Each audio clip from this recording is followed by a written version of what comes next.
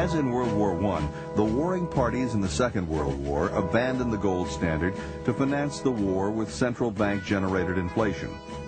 After the war, there was an attempt to use the prestige of the gold standard to establish a global inflationary system. The world's financial leaders met at Bretton Woods in New Hampshire under the direction of the famous economist John Maynard Keynes. Their idea was to set up a new international monetary system that would have both gold and inflation. Under this system, the U.S. dollar would be redeemable in gold, but only for foreign official institutions, central banks and foreign governments, at the rate of $35 per ounce. All other currencies would have fixed exchange rates with the U.S. dollar, and they would be redeemable in U.S. dollars. The New York Times editorialist Henry Hazlitt was one of the first to realize that this semi-gold standard would not succeed. Even from the very beginning, it was doomed to failure, and this very outstanding journalist at that time, Henry Hazlitt, predicted it wouldn't work, because he says the temptation will always be that the government will print more money because they will accept these dollars and they won't demand the gold and won't hold the government in check. And he was absolutely right. During the 1960s, the U.S. government was trying to meet the cost of massive social welfare programs at home and the Vietnam War abroad. By printing more money, President Lyndon Johnson believed, the U.S. government could accomplish its goals without raising taxes, which may have caused a taxpayer revolt. In other words, it could have both guns and butter. We will make sure that every dollar is spent with a thrift and with a common sense which recognizes how hard the taxpayer worked in order to earn it. But the more money the U.S. printed, the more it eroded the value of the dollar. Nervous foreigners began redeeming their dollars in gold, as they were entitled to do under the Bretton Woods Agreement. After paying out billions in gold, the U.S. was left with $36 billion worth of outstanding debt to foreign creditors and gold reserves worth just $18 billion. Rather than stop the inflation, in 1971, President Richard Nixon refused to redeem any more dollars.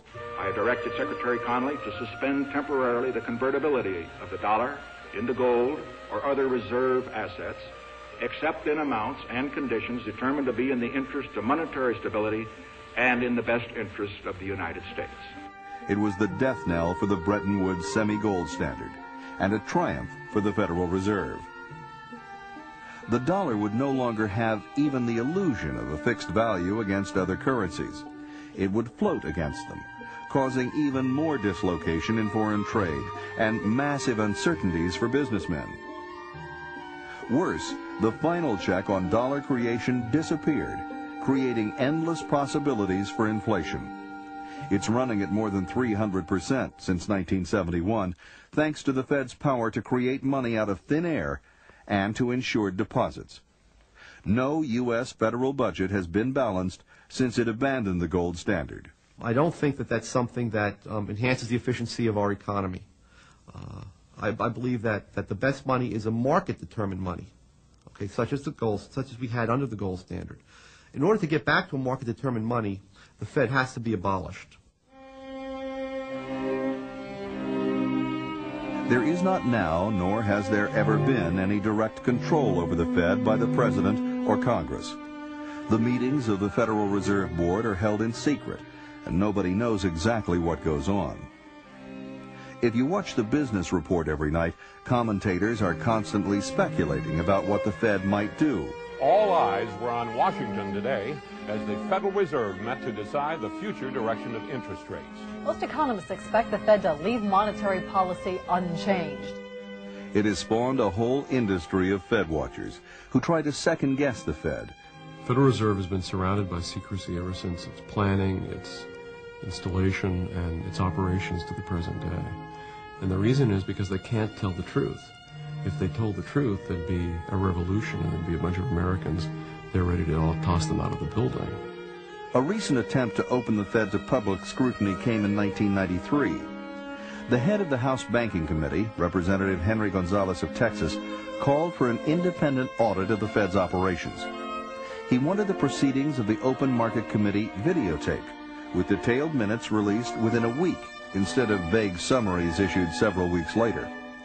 Gonzalez also proposed that the president choose the 12 heads of the Fed's regional banks instead of powerful bankers.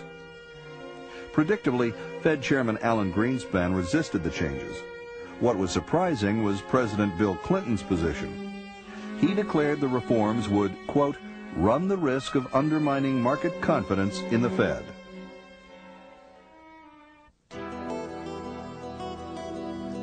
After the Mexican government inflated and devalued the peso in 1995, the Mexican economy went into a tailspin.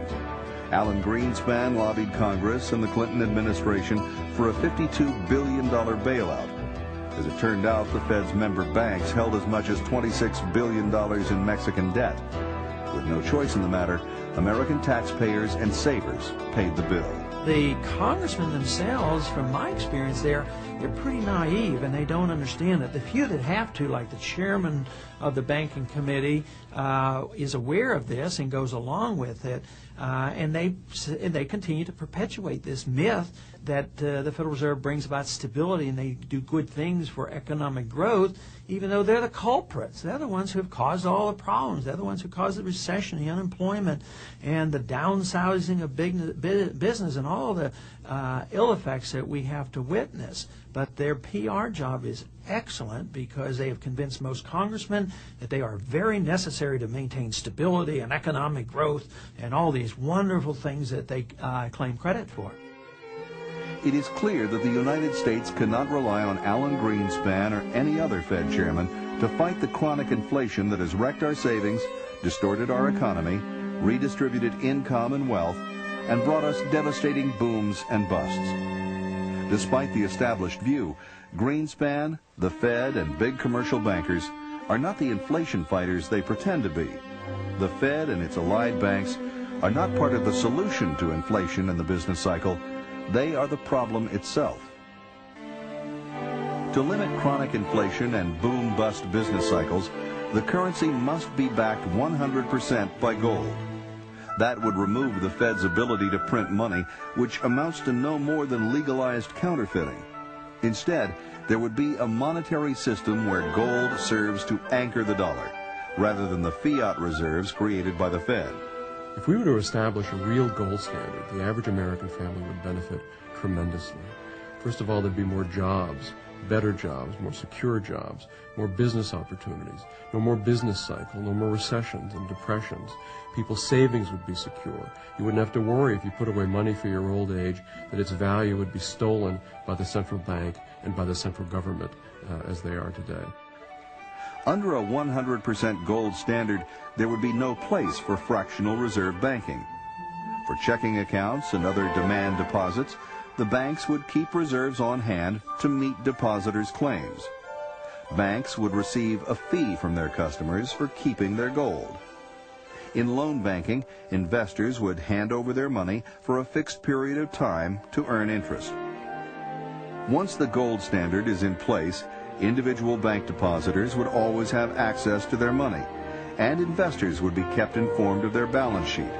And at a national level, a tight rein would be kept on government spending. You have relatively price stability. You have a stable purchasing power for the money. You eliminate the business cycle. You have reasonable interest rates rather than gyrating interest rates, and you get rid of the political manipulation of interest rates and the political manipulation of the money supply. And this then preserves wealth and builds wealth and allows for economic growth. It's as simple as this. Sound money means economic prosperity and limited government. Unsound money means inflation, recessions, and depressions, and big government.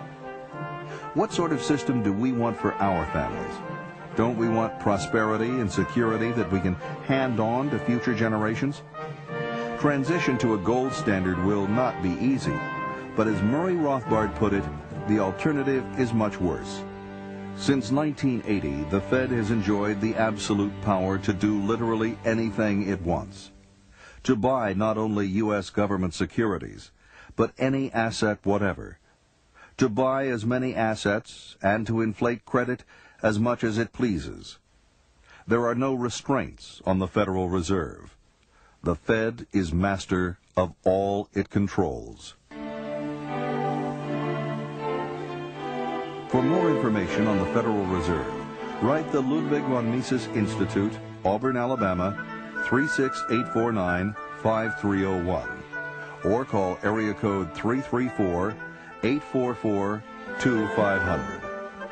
Also available from the Mises Institute is The Case Against the Fed, an insightful examination of the Federal Reserve's operations by Murray N. Rothbard.